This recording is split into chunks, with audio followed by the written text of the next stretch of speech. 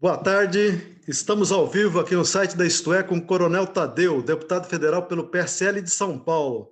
Estamos transmitindo esta live pelo YouTube, pelo Twitter, Instagram e Facebook. O Coronel Tadeu Lemos, ele é policial militar formado pela Academia do Barro Branco, em São Paulo, aposentou-se como coronel. Ele é piloto de helicópteros e o Coronel Tadeu se elegeu deputado federal em 2018. Na Câmara, ele se destaca como um dos deputados voltados para questões de segurança. Desde o início tem votado a favor das questões do governo, do qual já esteve bem mais próximo.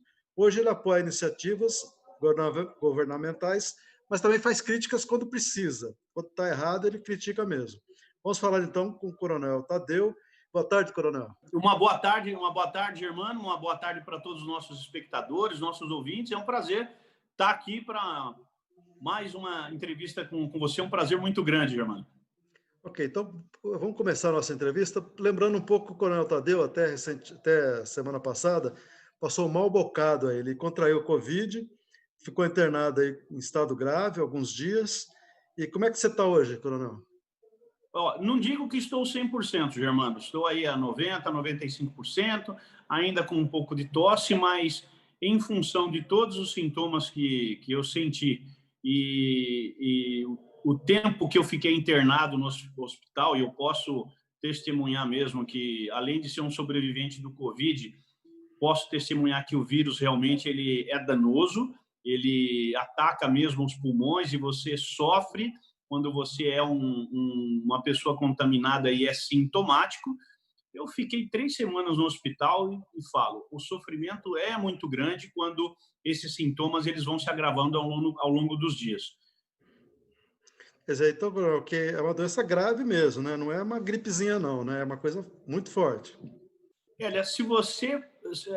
tem pessoas, Germano, que você tem que separar a individualidade das pessoas. Tem pessoas que não sentem nada, tem pessoas que sentem essa gripezinha que você citou, mas tem pessoas que os sintomas avançam, que foi o meu caso, os sintomas avançam e você tem que entrar com os remédios o mais rápido possível, né? E os remédios, vamos aqui falar que a azitromicina ela faz efeito, a cloroquina faz efeito, porque foram esses os remédios que eu tomei mesmo. E se tomados no começo, Germano, no começo dos sintomas, você evita que a doença avance.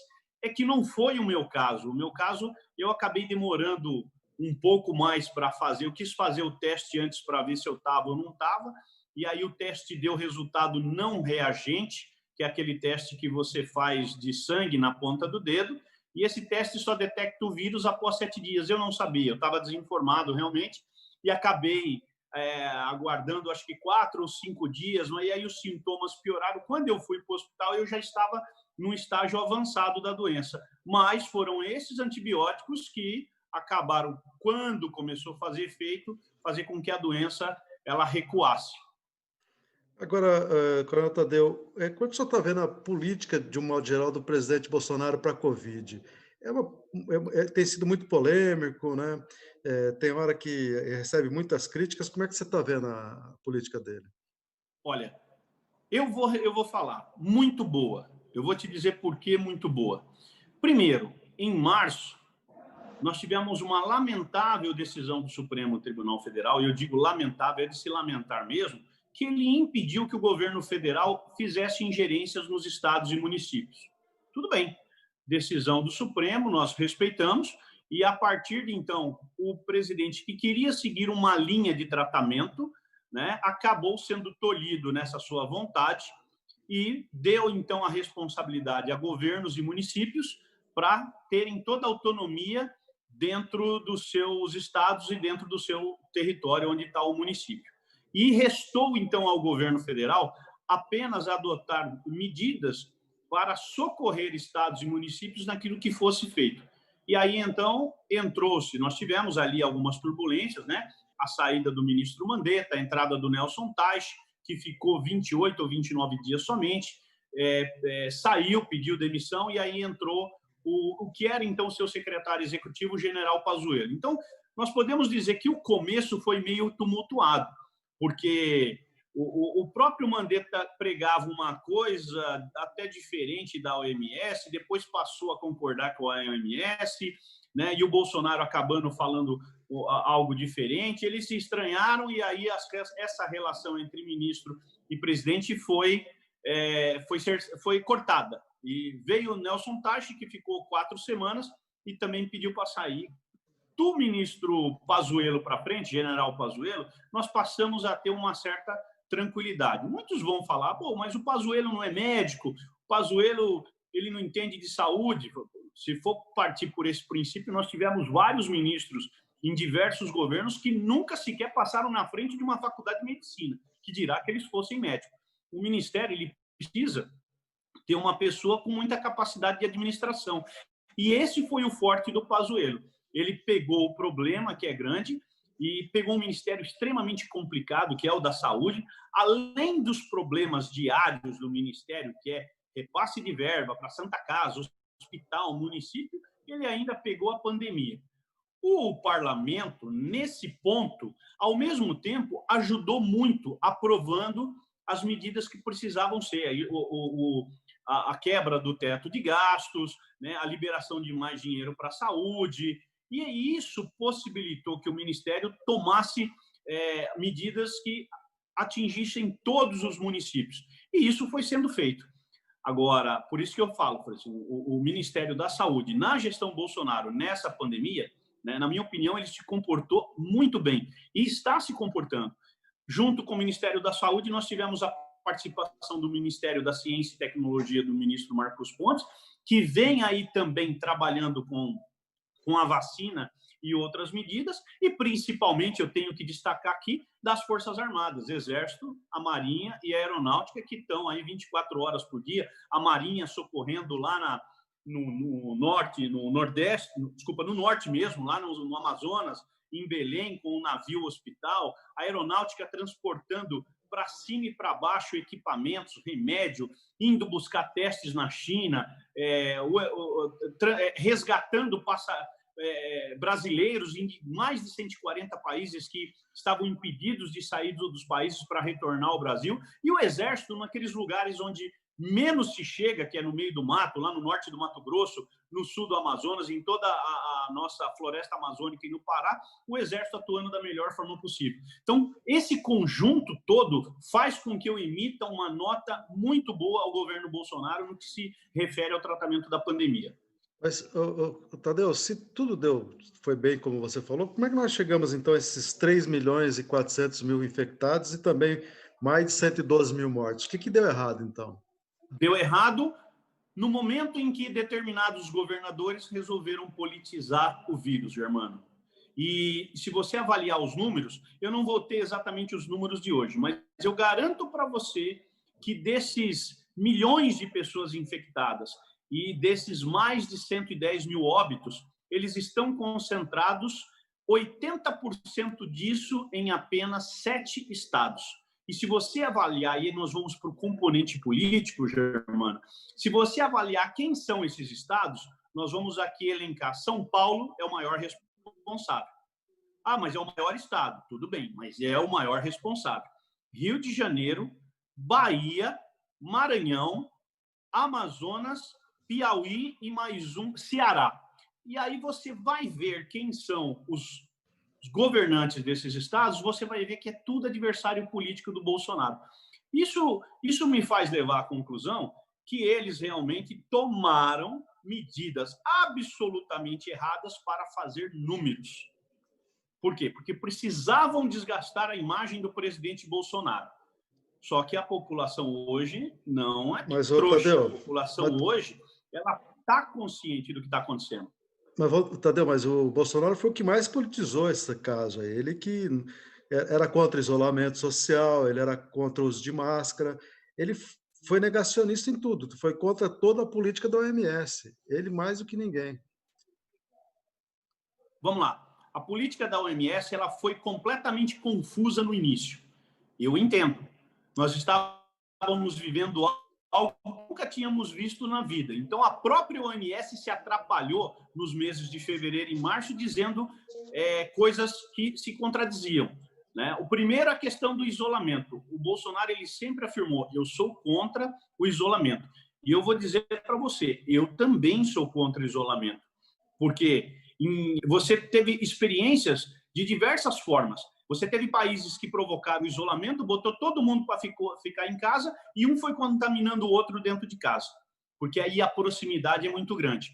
Aqui em São Paulo é outro exemplo grande. No momento em que você manda todo mundo ficar em casa, e aí você tem quem mora numa casa grande tem possibilidade de manter um distanciamento, mas nós temos famílias com 5, 6, 7 pessoas que moram em menos de 30 metros quadrados, 40 metros quadrados. São habitações pequenas. E aí você, ao invés de você fez o isolamento, mas provocou uma aglomeração dentro das residências.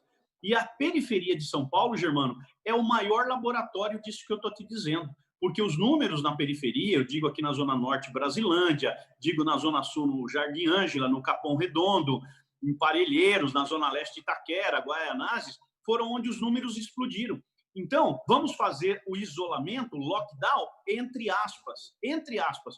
Você precisa, mas você também não pode jogar todo mundo feito lata de sardinha.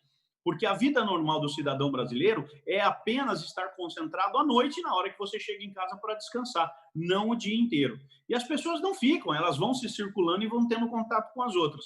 Então, você tem uma experiência, tá certo que tudo isso faz parte de um aprendizado, mas as ações que foram tomadas aqui em São Paulo, elas são desastrosas.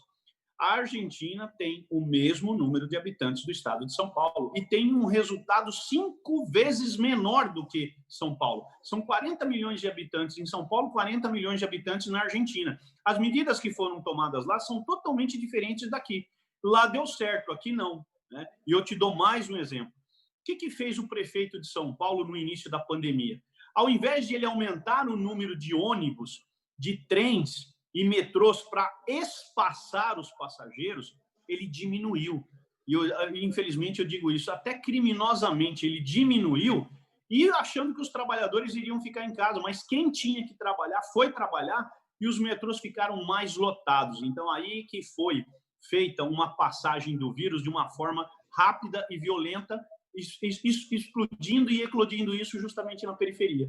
Agora, Tadeu, se não fosse o isolamento social feito aqui em São Paulo, segundo o governo de São Paulo, teria morrido muito mais gente do que, segundo eles pouparam umas 110 mil vidas aí com o isolamento social. Se não tivesse sido feito, nos países em que a coisa funcionou, é porque foi feito até lockdown e tal. E teria sido pior se não tivesse feito isso. Eu discordo dessa opinião do governo do estado de São Paulo, porque ele fez com que todo mundo ficasse em casa, mas ele se esqueceu que a classe D e E precisa trabalhar. E indo trabalhar para o seu local de trabalho, essa circulação do vai e depois volta, eu falo de vigilantes, empregadas domésticas, faxineiras, pessoas que trabalham na área de limpeza e conservação, falo do pessoal da construção civil. Esse pessoal circulou até porque foram autorizados. E são essas pessoas que, nessa movimentação do trabalho para casa, é que acabaram, no retorno para a residência, contaminando seus próprios familiares. Então, eu discordo dessa opinião do governo do estado. Eu bato o martelo que, realmente, se eles não tivessem feito esse lockdown, os números seriam melhores. Agora, o próprio ministro Gilmar Mendes, do STF, ele chegou a dizer que a política do Bolsonaro é meio genocida. Tanto que ele disse até que o presidente estava até em curso na possibilidade de ser julgado na Corte Internacional de Haia por genocídio. O que você acha disso? Essa opinião do ministro Gilmar Mendes é tão, como é que eu posso dizer para não ser ofensivo a ele, mas é tão inócua, tão sem efeito, que já veio até decisão de organismos internacionais dizendo que não cabe esse tipo de acusação contra o presidente. E como é que um presidente que faz tudo o que é possível ser considerado genocida? Genocida tem que ser considerado aquele que não faz, aquele que não realiza ou aquele que toma medidas contrárias ao que está sendo pregado. E aí onde eu falo que genocida, para mim, foram esses governadores. O governador João Dória, Witzel, Flávio Dino, Camilo Santana, Rui Costa da Bahia. Esses, para mim, foram os genocidas né, do Brasil. Esses sim provocaram, tanto é que os óbitos estão nesses estados. O que fez os outros 20 estados do país, onde os números são baixíssimos? Né? E aqui nós vamos... Por isso que eu falo, não vamos nem politizar para o lado de partido, porque o Eduardo Leite, no Sul, foi um cara do PSDB, mas foi um governador extremamente irresponsável, né? E está sendo... Né? Tanto é que os números do Rio Grande do Sul são baixos. Comandante Moisés de Santa Catarina, os números são baixos. Ratinho Júnior do Paraná, os números são baixos. Aí chega aqui em São Paulo, os números explodem. Como é que os outros fizeram de um jeito, esse aqui faz de outro, lá não explode, aqui explode? Olha para Minas Gerais, que é um estado contíguo a São Paulo também. O governador Romeu Zema deu lição de gestão para o governador Dória. Mas a população de São Paulo é muito maior, não dá nem para comparar, né? Então, nós temos aqui 40 milhões de habitantes. Mas as medidas, elas valem para todos. As medidas, elas valem para todos proporcionalmente. Se você for na questão proporcional, porque todo mundo gosta de falar em números absolutos, né? Eu gosto de falar em números relativos, mas se você quiser falar em números relativos, o trabalho desses estados é muito mais profícuo do que desses que eu estou citando para você, em especial Bahia, São Paulo, Rio de Janeiro, Ceará. A relação ela é muito melhor. Então, você vê que o trabalho em Minas é muito melhor do que São Paulo. O Rio Grande do Sul é muito melhor que São Paulo. Eu falo para você, Germano, eu afirmo, o governador João Dória politizou e se deu mal. Se deu muito mal, porque hoje nós vimos até numa pesquisa recente aí que fizeram para a eleição presidencial de 2022, ele caiu absurdamente na preferência do povo, estando lá com 2%, 3%, e o Bolsonaro acabou crescendo. Mas o Bolsonaro cresceu também muito em cima do auxílio emergencial, que, aliás, foi aprovado pela Câmara, porque eles, se dependesse dele, seria só R$200. O Congresso é que deu 600, né? Nesse jogo político, Germano, a gente sempre sabe, né, que qualquer proposta que venha do governo, quando entra na Câmara, entra o componente político e lá há uma deliberação, né, uma predisposição muito notória de se prejudicar o governo.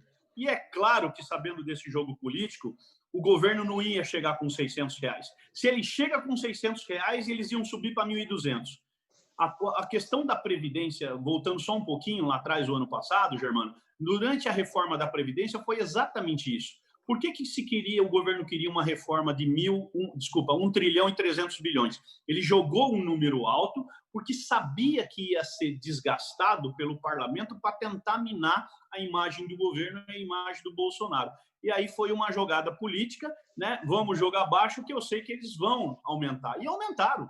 Né, realmente veio a proposta muito boa, por sinal, que o governo aceitou numa boa. Então, eu considero um trabalho político, né, bem feito, onde o governo está pagando R$600. Houve a participação do parlamento, sem dúvida nenhuma, né? Mas essa participação não é aquela coisa assim de coração, não, viu?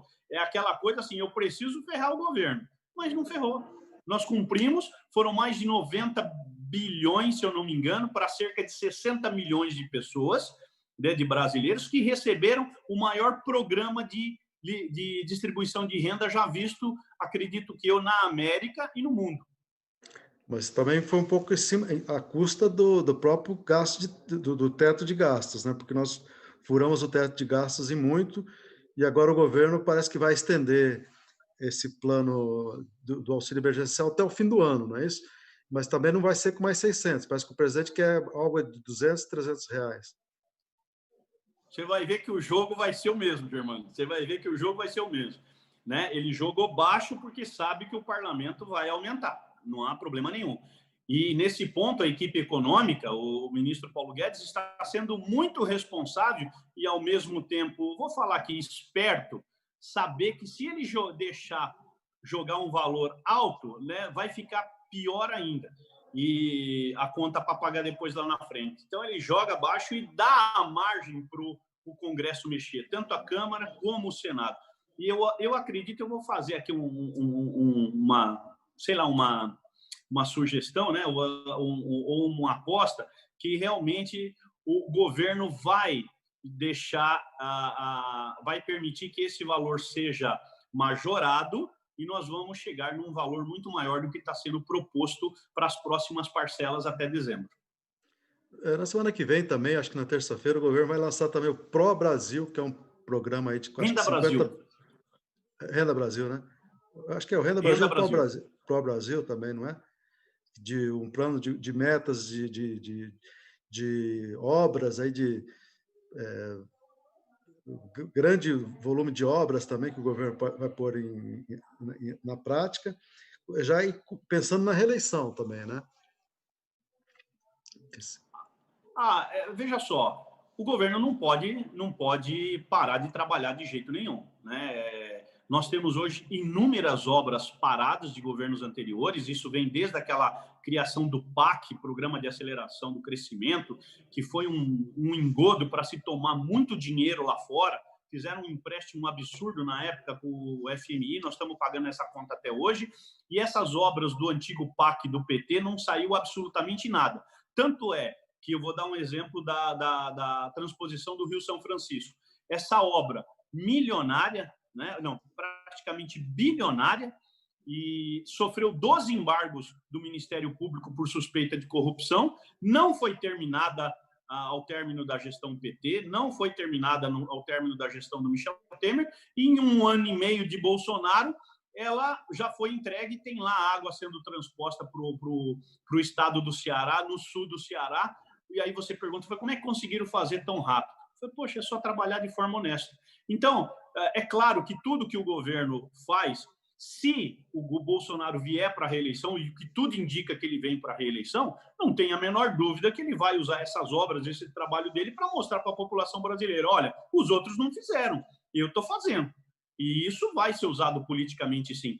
Isso todo mundo fez, todo mundo faz, e não tem como não separar. Você está vendo um presidente que está trabalhando pelo Brasil, está tendo uma equipe econômica excelente, ministros com capacidade excelente de gestão e de trabalho, e aí eu elogio o ministro Tarcísio Gomes de Freitas, que ele realmente vem realizando muitas obras, né? O próprio ministro Rogério Marinho é outro que tem se destacado muito também na tocada do seu ministério, do desenvolvimento regional, e tem ido para municípios pequenos e tentando resgatar todas essas obras paradas, e isso a população acaba vendo, não tem como, né? Eu brinco que esse ano é o ano do asfalto, né? Porque todo prefeito resolve asfaltar a cidade.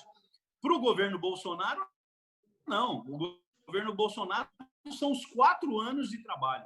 Ele não faz que nem muitos municípios, que o prefeito vira um charlatão, não faz nada durante 3 anos, no último ano ele resolve asfaltar a cidade para se eleger. Não, a prática do governo Bolsonaro é trabalhar desde o dia 1º de janeiro de 2019 até o dia 31 de dezembro de 2022. E isso tem acontecido.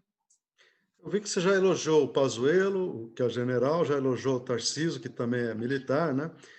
Como é que você vê essa presença dos militares no governo Bolsonaro? Aí você acha que eles... Muita gente diz que eles atrapalham o presidente. Você acha que mais atrapalha ou tem ajudado? Não. Os militares que foram colocados no governo até hoje têm feito um bom trabalho. E o ministro Marcos Pontes, não podemos esquecer, ele também é tenente-coronel da aeronáutica, né? Ele foi oficial aviador e é o nosso querido astronauta, né? Que é outro também que eu acabei citando. Esses militares têm feito um trabalho de gestão maravilhoso. O DENIT, por exemplo, é comandado por um general Santos Filho, uma pessoa excelente, e que escolheu, em algumas superintendências do DENIT, também escolheu militares. E as obras têm acontecido. Aquelas obras que estavam paradas e outras que a gente imaginava que nunca fossem acontecer, o DENIT tem feito a sua parte. O Exército tem trabalhado em algumas frentes, em especial lá no Amazonas e no Pará, e tem o setor de engenharia do Exército, tem asfaltado estradas que estavam literalmente abandonadas há mais de 20 anos.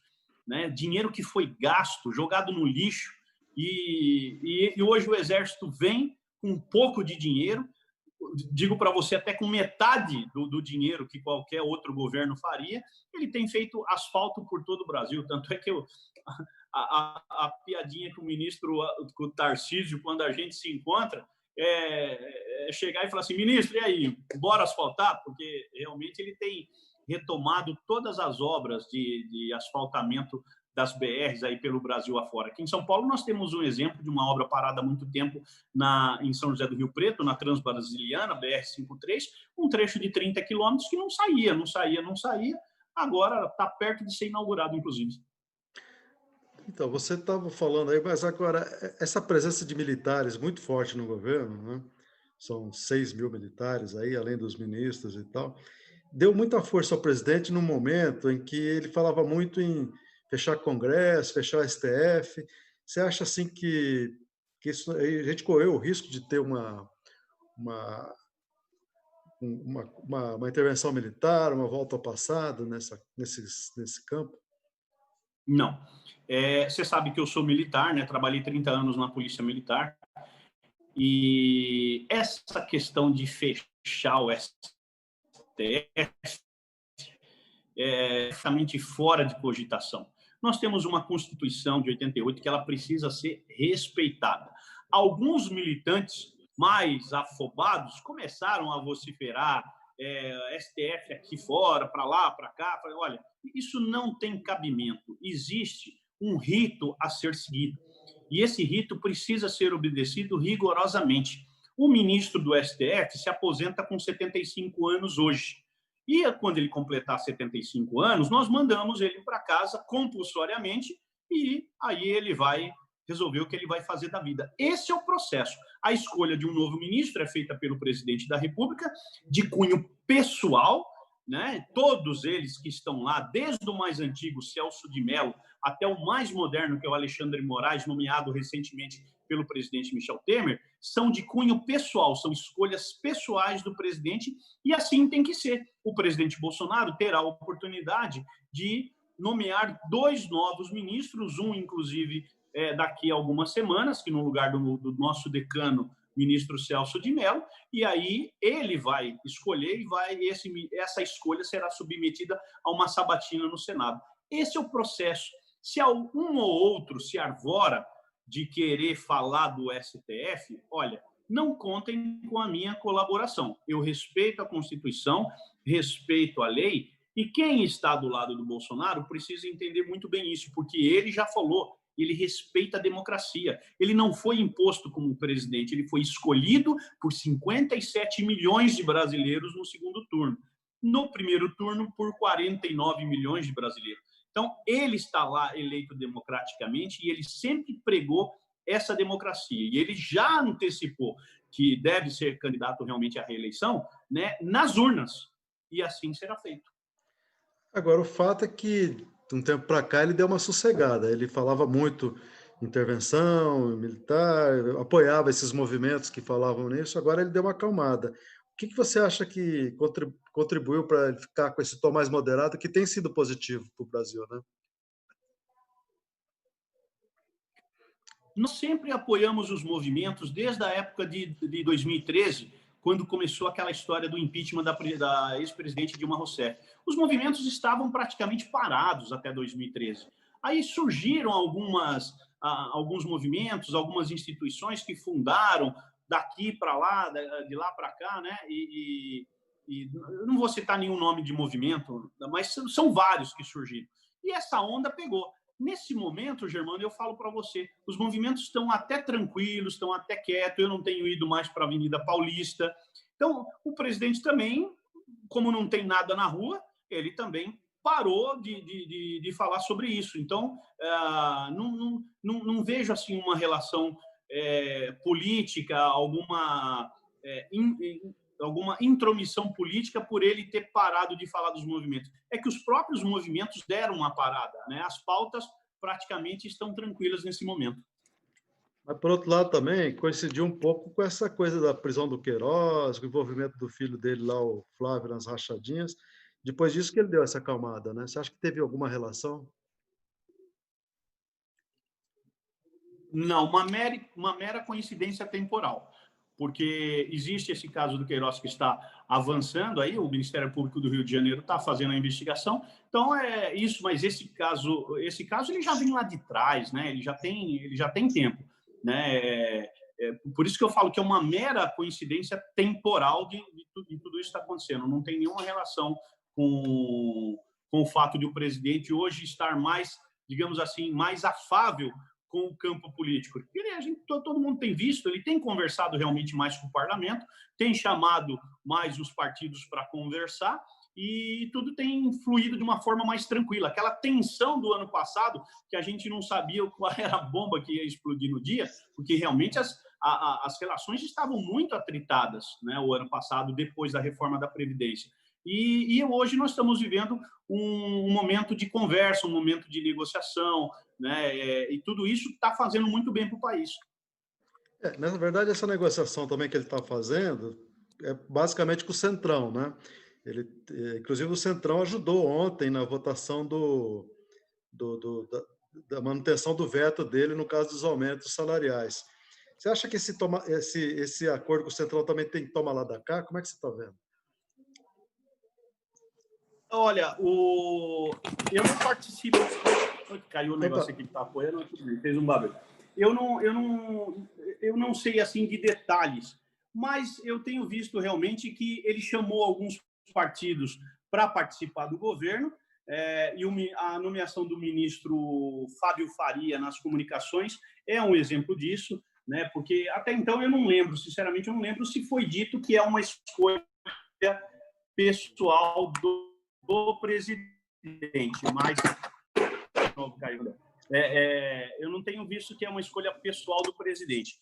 E eu acredito que seja fruto de uma negociação política com os partidos. E isso precisa, Germano, sinceramente precisa, porque senão você não tem governabilidade. Não adianta, porque sozinho um presidente no país, seja ele qual for, e o Bolsonaro não seria diferente, ele não consegue governar sozinho. Ele precisa do parlamento. O sistema é assim. Tudo que você quer fazer, você precisa de autorização do parlamento. E, às vezes, até de autorização do judiciário. Então, isso dificulta muito as ações do presidente em querer agir por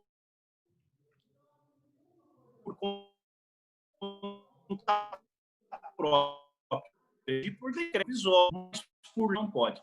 Então, sempre... E não é dizer que o presidente tem que ser refém do parlamento, de forma alguma.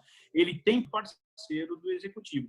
Eu vejo a política no Brasil dessa forma. Acho que deu uma travadinha aí na sua imagem, mas você está me ouvindo? Está me ouvindo, né? Nessa negociação que ele tem feito com a classe política, aí também... Está me ouvindo, não? Deu uma travadinha, Você está me ouvindo agora? Estou ouvindo. Tá. Nessa negociação com a classe política que você estava falando agora, tem também uma negociação com o próprio PSL. O presidente está falando que quer voltar para o PSL. Você acha que é o caso dele voltar?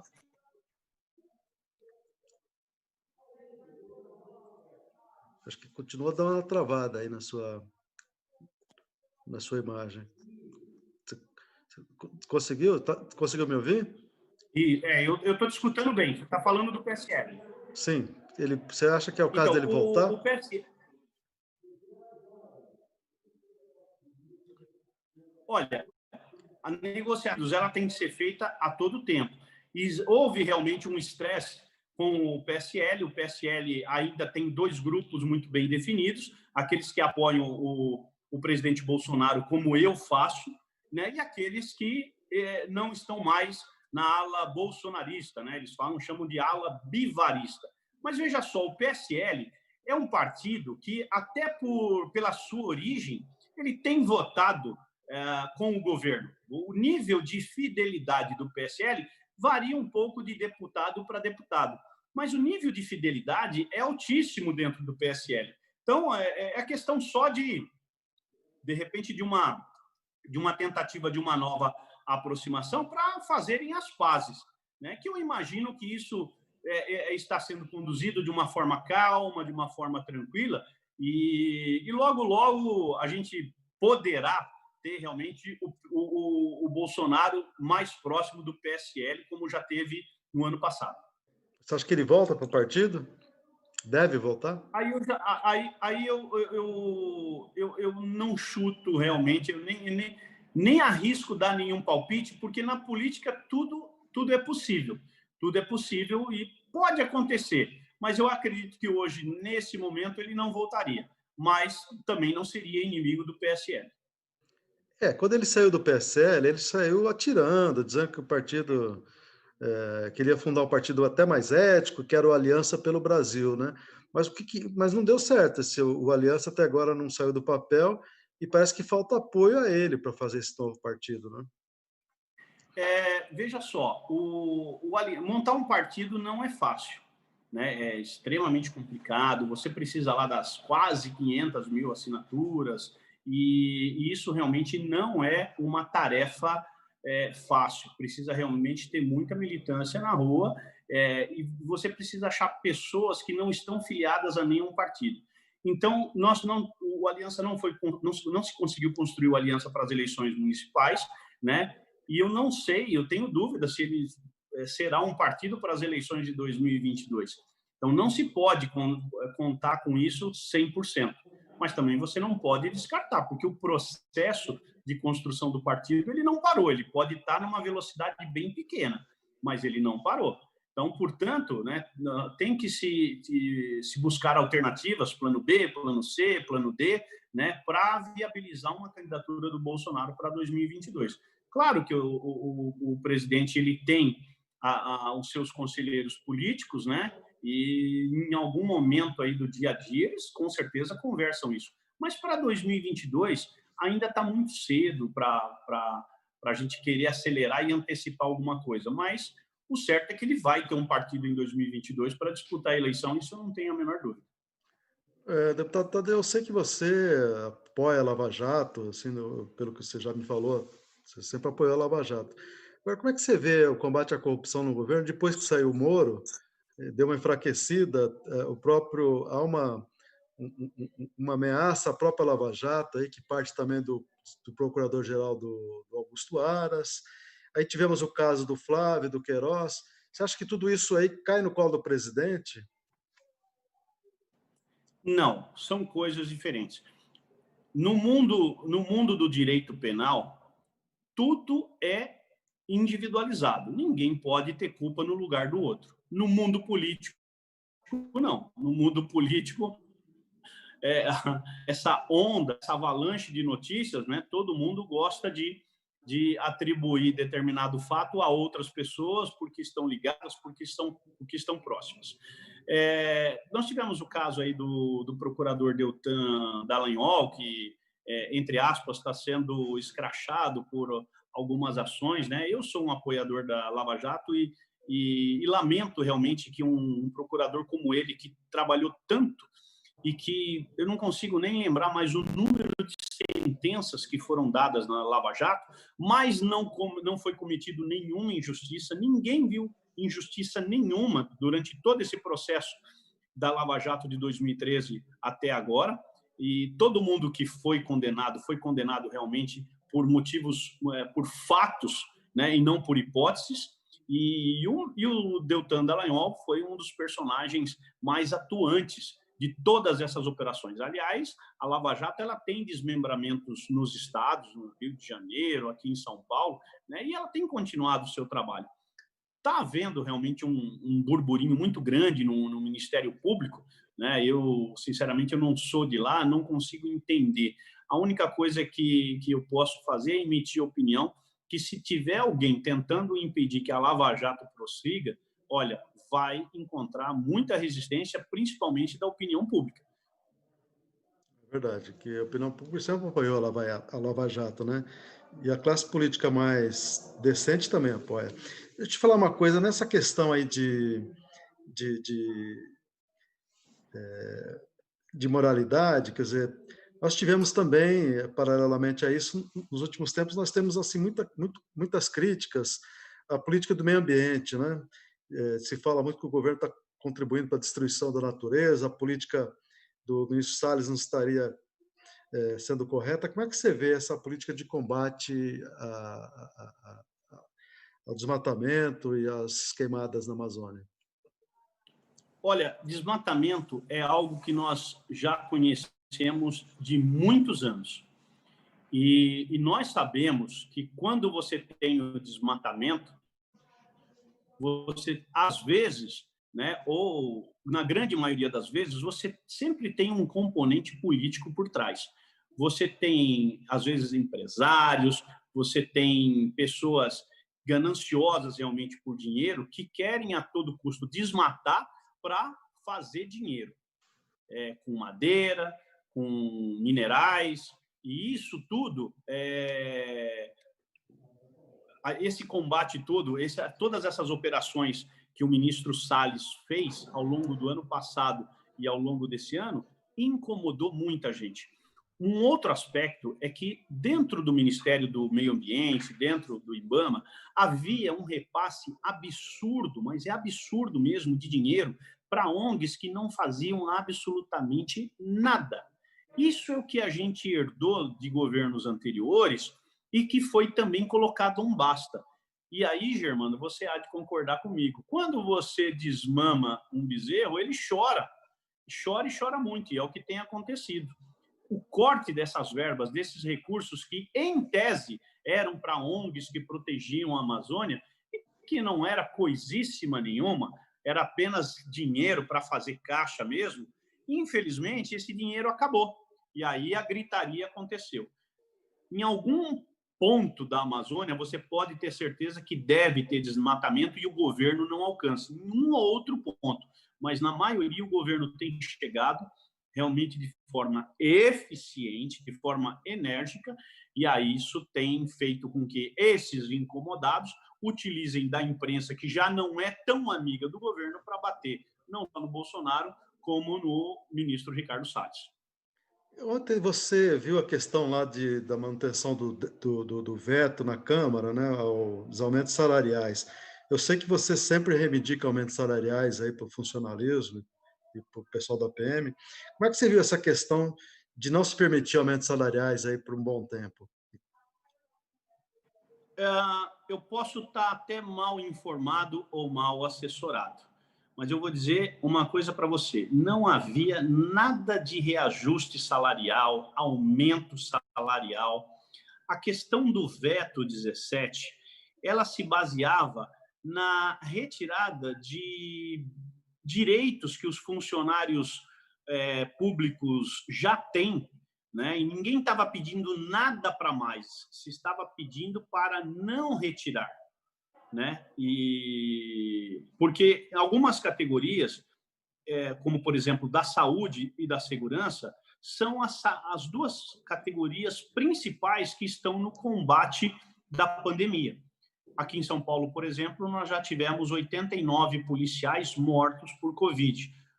Os profissionais da saúde, eu não tenho esse número de cabeça, mas também morreram muitos profissionais da saúde. E lá atrás, Germano, quando nós fizemos esse projeto, eu não lembro o número dele agora, mas ele se transformou na Lei 173, ela foi aprovada com a aquiescência do governo.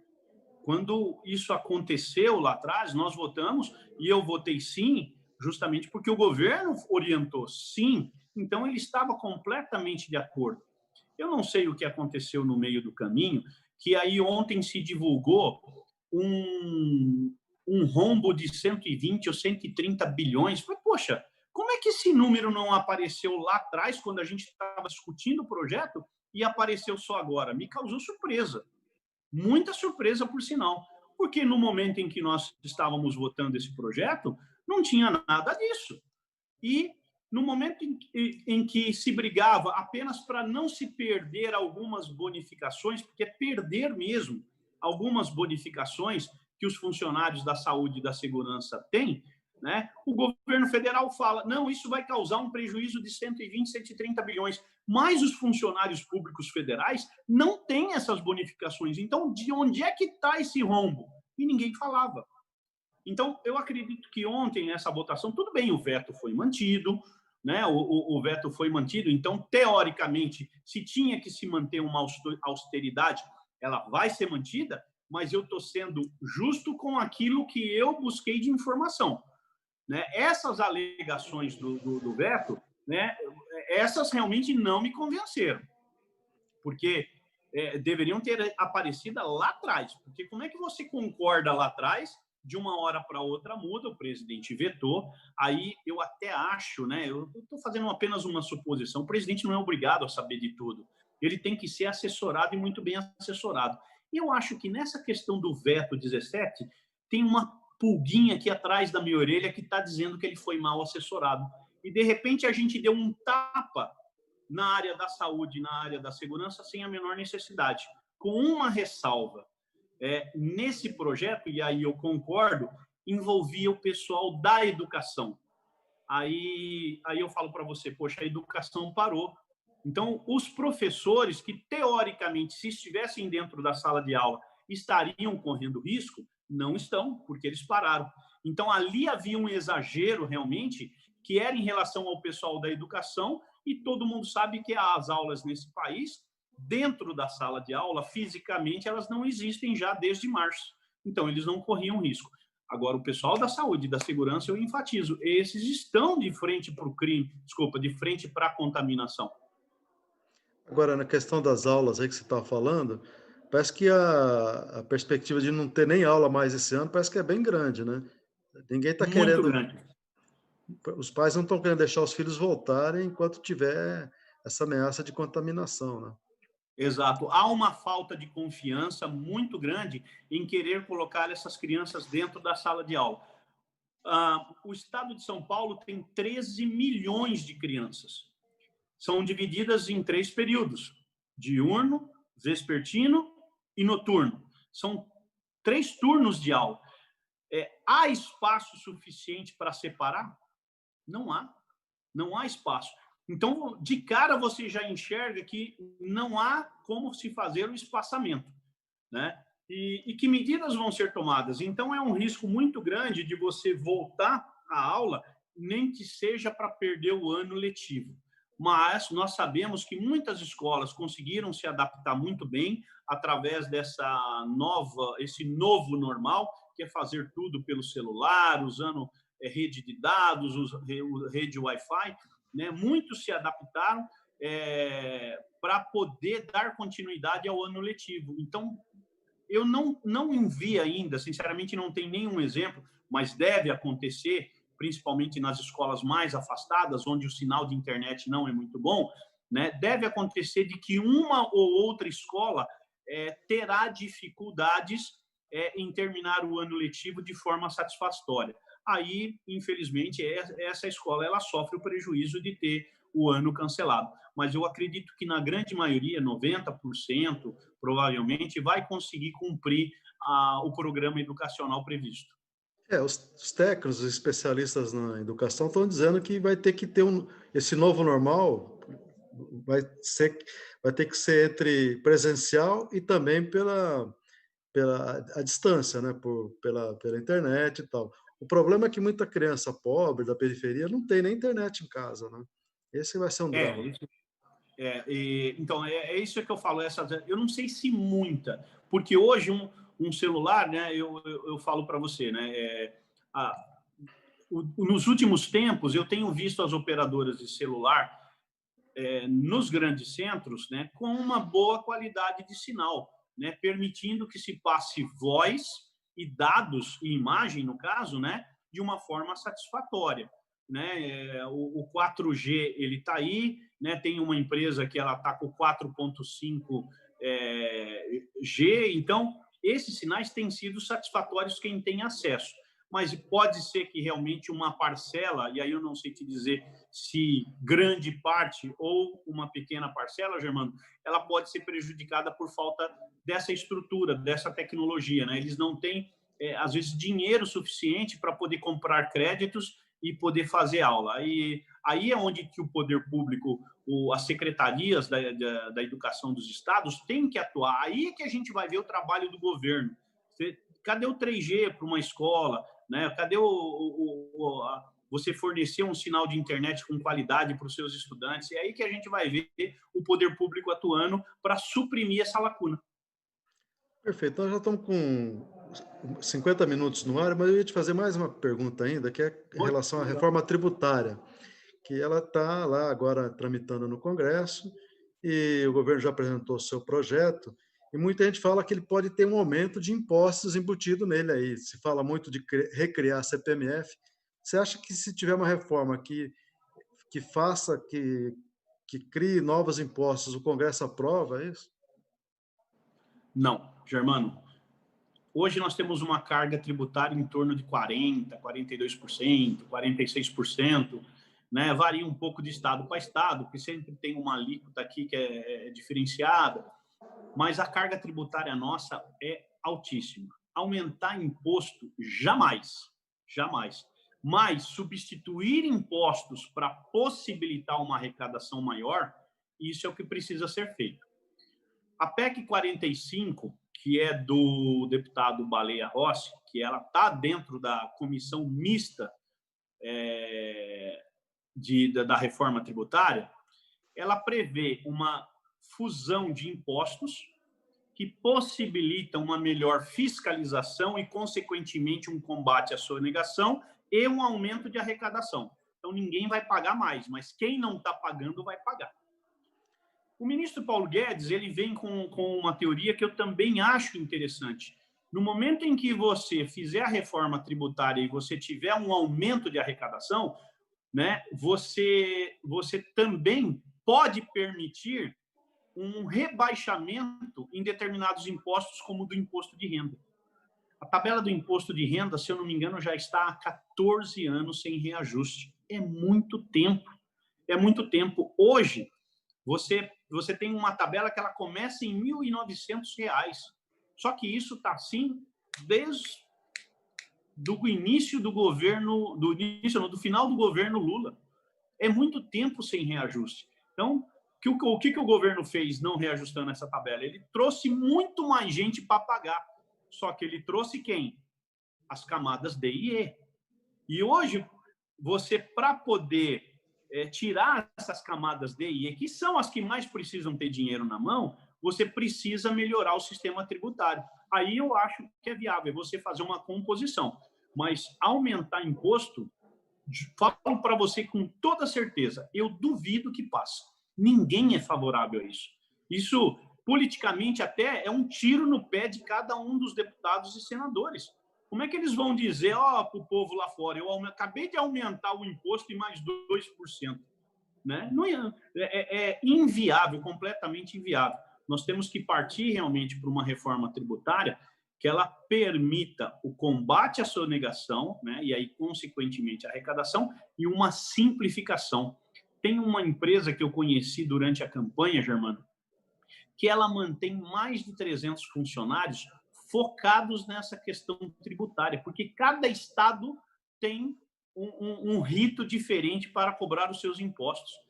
Então, ela gasta com muito funcionário para poder atender às necessidades dessas secretarias da Fazenda que criam burocracias. Isso é o que precisa ser feito, essa simplificação. Eu acredito que a Comissão da Reforma Tributária, que está lá como relator o deputado Aguinaldo Ribeiro da Paraíba, eles vão conseguir realizar um bom trabalho e tenho ainda o otimismo de que eles terminam ainda esse ano. Muito bem, estamos chegando ao final da nossa live aqui com o deputado Coronel Tadeu. Gostaria de pedir que o coronel faça, assim, as suas considerações finais da nossa live. Germano, primeiro, parabéns aí pelo seu novo modus operandi, como a gente fala na polícia, né? A sua nova forma de agir, de trazer os personagens para uma live e agradecer em especial o convite à minha pessoa. Fico muito agradecido e lisonjeado. Dá parabéns aí ao seu jornalismo, a forma com que você conduz.